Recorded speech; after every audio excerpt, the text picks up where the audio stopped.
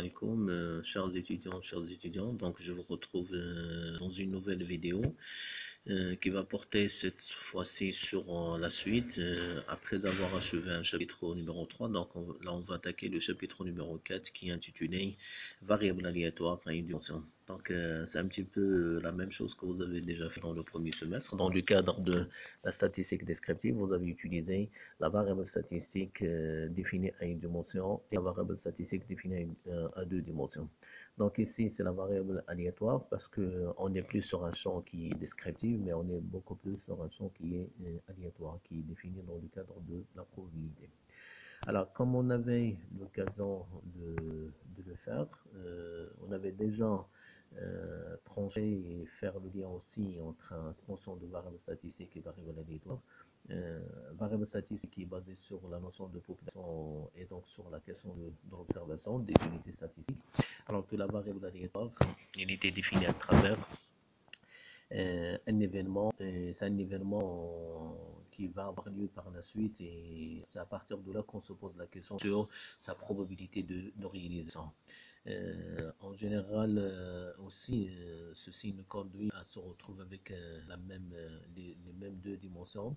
La notion de la variable aléatoire qui est discrète et la variable qui est continue. Donc, une variable aléatoire qui est discrète, une variable qui prendra automatiquement en considération je dirais la notion de nombre qui est infini, ce que vous avez ici, c'est un nombre qui est qui finit, c'est le nombre des valeurs qui sont prises par la variable. Donc il est fini dans le sens où ce sont des valeurs qui sont entières, et ce sont des valeurs aussi qui sont prises de sorte, par exemple, de 0, de 1, de 2, de 10, de 100, même des valeurs aussi qui sont négatives, de moins 100, de moins 200, de moins 300, etc. etc.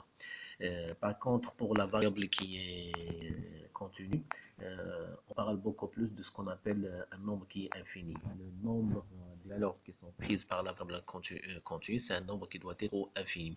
Généralement, on travaille dans le cadre d'un intervalle. C'est un intervalle qui permet ou qui est ouvert, mais c'est un intervalle qui prend une infinité de points. C'est pourquoi on parle de quelque chose qui doit être une variable qui est continue.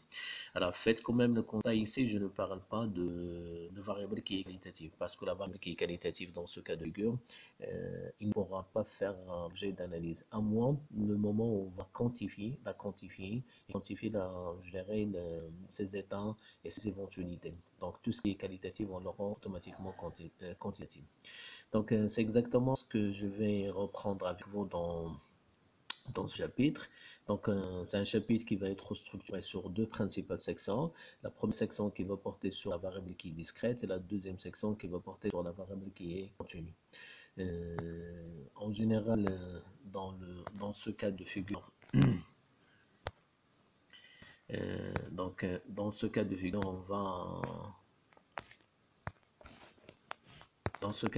on va automatiquement passer à la première section, la variable aléatoire qui est discrète. Et là aussi, je vais adopter une structure qui est un petit peu toujours la même. On va commencer par la définition et après, on va montrer peut-être des exemples qui sont illustratifs. Le mode de calcul parfois quand il est nécessaire. On va attaquer un troisième point sur les principales caractéristiques qu'on va définir pour chaque variable. De la même sorte que les caractéristiques de tendance centrale, de dispersion, de forme, de concentration, etc., etc. Mais vous allez voir, on va se spécialiser beaucoup plus, on va se focaliser beaucoup plus sur deux principales. Une qui est de tendance centrale, telle que l'expérience mathématique, qui remplace la notion de la moyenne arithmétique, et l'autre qui est dispersion, telle que la variance, qui va nous permettre de calculer l'écart type. Et finalement, on va terminer avec la représentation graphique et la question sur la fonction de répartition. Ce sont les 3 ou les 4 points qu'on va utiliser, qu'on va développer dans chaque section. Donc, la définition de la variable aléatoire, donc si à chaque éventualité de l'ensemble de références E, on fait correspondre une valeur, qu'on définit automatiquement une variable. Bon, qu'est-ce que ça signifie? Ça signifie tout simplement qu'on doit commencer par avoir un ensemble E, toujours, sans lequel on ne peut rien faire. On l'avait toujours dit, c'est un ensemble de références, c'est l'oméga. C'est un ensemble qui va nous permettre d'avoir peut-être des sous-ensembles ou un ensemble qui est considéré. et on va se retrouver avec des éventualités qui sont différentes. Alors, je donnerai par exemple des exemples qui sont pratiques qu'on avait fait avant. Le E, c'est peut-être l'entreprise, et dans l'entreprise, je vais peut-être considérer un événement qui est considéré. L'événement qui est considéré, c'est le sort de l'entreprise. Et sur le sort de l'entreprise, ben, je vais avoir deux principales éventualités. L'éventualité qui est par exemple de l'échec et l'éventualité qui est de succès.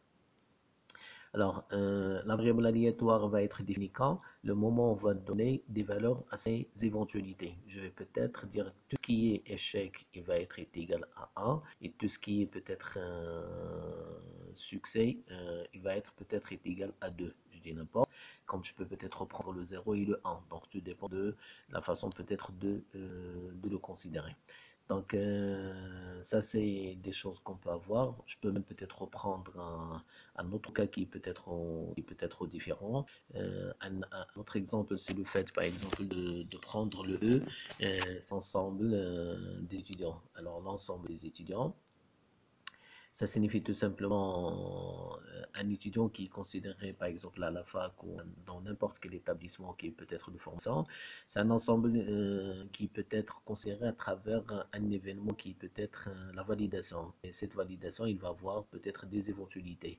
Deux ou trois éventualités, l'éventualité qui est validée, l'éventualité qui est non validée, peut-être même réinscrit. Si on va attribuer également à ces éventualités des valeurs, on va se retrouver automatiquement avec une variable aléatoire.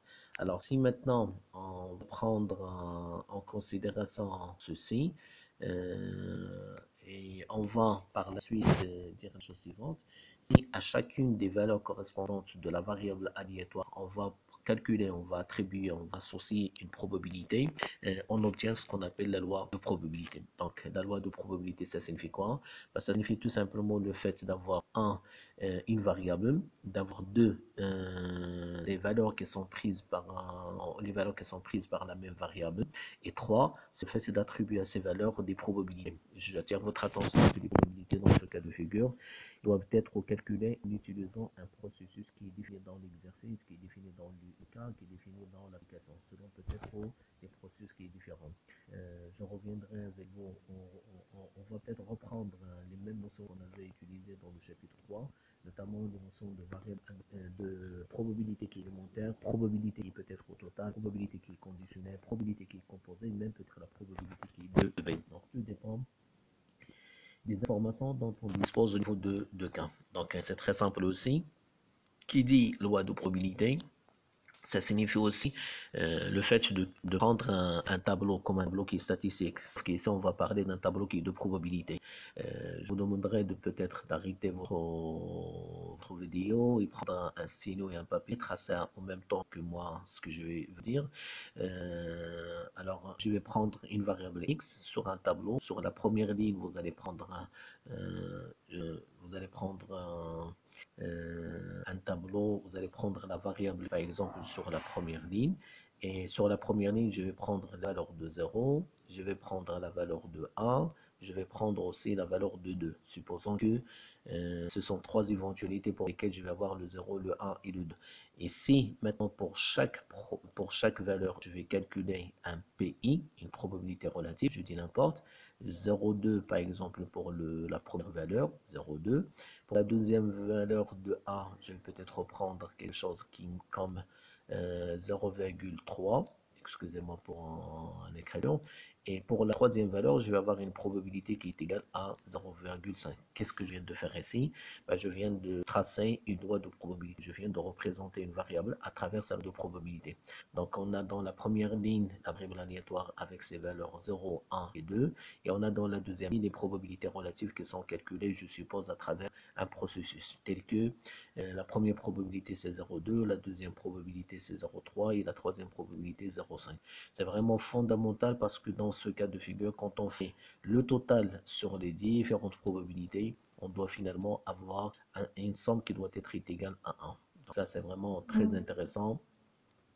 Et ça doit être quelque chose qu'on doit tout le temps considérer. Donc, la loi de probabilité n'est autre que le fait de prendre un tableau de probabilité sur lequel on va prendre en considération, je dirais, la variable mais c'est une variable qui est prise à travers la valeur et à travers les probabilités correspondantes, les probabilités relatives aux différentes valeurs. Alors, par la suite, bon, ça c'est une sorte de récapitulation. Si x est une variable aléatoire discrète pour chaque valeur, on a une probabilité et une seule. On définit alors une variable aléatoire par un couple xi et le pi. Le xi, elle représente la valeur de la variable aléatoire, alors que le pi, elle représente sa probabilité relative. x0 et p0, x1 et p1, x2 et p2, et ainsi de suite. Avec cette notion qui est toujours fondamentale, les probabilités resteront toujours comprises entre la valeur de 0 et la valeur de a, et quand on fait la somme, on se retrouve avec la valeur de 1. Donc c'est une caractéristique qui est vraiment très intéressante. Attention, parce que si cette probabilité n'est pas vérifiée, bah, ça signifie que ce n'est plus une loi de probabilité. Nous devons avoir toutes les probabilités qui sont comprises entre la valeur de 0 et la valeur de 1, comme nous devons également avoir une somme qui doit être égale à la valeur de 1. Et ça, c'est vraiment fondamental et intéressant dans ce cas de figure. Donc ça c'est la définition, donc ça c'est juste une précision, c'est ce que je vais dire. Pour chaque valeur possible de la variable aléatoire, on a aussi un indicateur. C'est un indicateur qui doit être d'analyse de probabilité et qui doit permettre de mesurer d'une façon aléatoire la probabilité de chaque valeur. Alors, je vous donne un exemple ici. C'est un exemple qui est théorique. Ça s'appelle la variable de Bernoulli. La variable de Bernoulli ou la loi de Bernoulli. Bernoulli, c'est quelqu'un qui a travaillé sur la question et c'est quelqu'un qui a défini une sorte de variable aléatoire qui est discrète en considérant un jeu de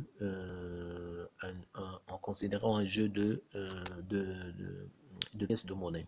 Alors, dans un jeu de pièces de monnaie, comme vous le savez, nous avons deux éventualités, donc c'est l'ensemble E, mais sur l'ensemble E, on a deux éventualités, le fait d'avoir pile et le fait d'avoir face.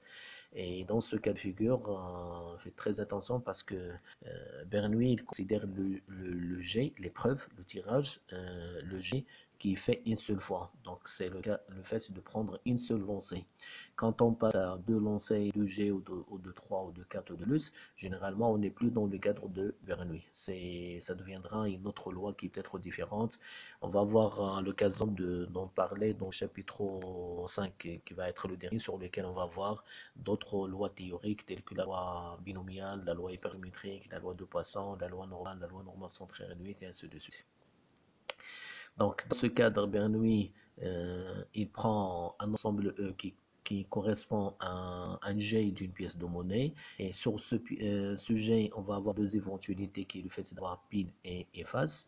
Et pour chacune de ces éventualités, on va attribuer deux valeurs, la valeur de 0 et la valeur de 1. Comme j'ai dit, par exemple, le 0 il correspond à l'échec et le 1 il correspond peut-être au succès de l'entreprise. Le 0 il correspond à la validation du semestre de module et le 1 il correspond à la validation de ce module. Donc selon peut-être les cas qui vont être présentés en même temps. Alors, dire ça autrement, vous allez voir mieux sur le tableau. Donc ça c'est la loi de probabilité de Bernoulli, parce qu'on a un tableau et sur le tableau nous avons exactement ce qu'on vient de dire automatiquement. D'abord, je dirais la première ligne qui est relative à la variable aléatoire sur laquelle vous avez les valeurs correspondantes à l'échec qui est le 0 et au succès qui est le 1. Et dans la deuxième ligne, bah, on a quelque chose qui doit être les probabilités relatives des PI, 1,5, parce que c'est très simple, je pense, de calculer. La probabilité de l'échec va être égale à 1,5, la probabilité de la réussite va être égale aussi à 1,5. Donc, parce qu'ils sont calculés sur face et pile, la probabilité de face est 1,5, la probabilité de pile va être égale aussi à 1,5. C'est ce que je voulais dire quand j'ai parlé de processus. Donc, tout dépend de la nature de l'exercice, tout dépend de la nature de l'épreuve. C'est l'épreuve elle-même qui va vous renseigner automatiquement sur la façon de faire ce genre de calcul des probabilités. Alors, on a aussi parlé de quelque chose qui doit être la probabilité qui doit être la somme de probabilités. Donc nous avons ici la somme doit être égale à 1,5 plus 1,5 est égal à 1. Donc ce que vous avez ici, c'est un tableau qui correspond automatiquement à une loi de probabilité, et c'est exactement la loi de probabilité de Bernoulli. Donc dans les autres tableaux, dans les autres cas, on va essayer de tracer exactement la même chose. La première ligne réservée à la variable aléatoire avec ses différentes valeurs qui représentent les éventualités. Dans la deuxième ligne, on va automatiquement donner le résultat du calcul sur les probabilités respectives par rapport à la totalité des valeurs. Et on doit toujours vérifier que la somme il doit être égale à la valeur de 1. Alors, si on attaque maintenant je dirais des caractéristiques de cette variable aléatoire. Donc, caractéristiques, je disais à l'instant, ce sont deux principales caractéristiques liées à ce qu'on appelle l'espérance mathématique. Alors, l'espérance mathématique que vous avez ici, ça représente la notion de la moyenne arithmétique, donc l'espérance mathématique 1, et la deuxième caractéristique, donc ça c'est l'espérance mathématique, et la deuxième caractéristique c'est la variance. L'espérance mathématique, ce n'est que la même notion que la moyenne arithmétique. Et la variance, c'est toujours la même notion. J'attire votre attention que dans le cas de figure, il n'y a rien qui va changer. C'est exactement les mêmes définitions, les mêmes modes de calcul et même également interprétation. La seule chose qui va changer, c'est le champ. On n'est plus dans un champ qui est descriptif, qui est observation, qui est de population. Et on est dans un champ qui est de probabilité, qui est aux différentes notions de risque, des aléas, d'incertitude et également de hasard. Alors, par rapport à ça, pour parler d'abord de l'espérance. Alors, l'espérance mathématique d'une variable aléatoire, je l'ai avec vous sur la définition d'une variable aléatoire x et la moyenne arithmétique. Je crois que c'est vraiment fondamental. C'est la moyenne arithmétique parce qu'il va être calculé de la même façon que le x bar, des valeurs possibles de x qui sont pondérées, qui vont être pondérées par leur probabilité respective. Donc, qu'est-ce qu'on va faire? E à la place de x bar comme espérance, parfois on note EM comme espérance mathématique, on le fait pour la variable x, et comment on le calcule? C'est le symbole de sigma pour faire la somme. On fait la somme sur quoi? Sur les produits PI fois XI. Alors PI fois XI, les XI ce sont les valeurs prises dans la variable aléatoire et les PI ce sont exactement leurs probabilités respectives. Donc comme tout à l'heure sur le tableau, 1 demi fois 0 plus 1 demi fois 1. Donc on va voir la somme qui doit être égale à 1 demi. Donc ça va être l'espérance mathématique. Alors c'est important parce que c'est une notion que vous avez déjà utilisée avant. Ça c'est le calcul de la moyenne arithmétique en utilisant la notion de fréquence. La notion de FI il va être remplacée ici par la valeur de PI.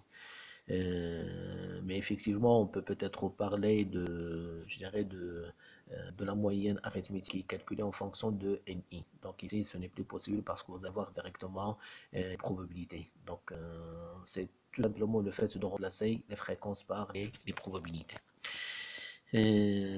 Donc ceci étant, la propriété ou les propriétés de l'espérance mathématique, un certain nombre de propriétés que je vous demanderai de retenir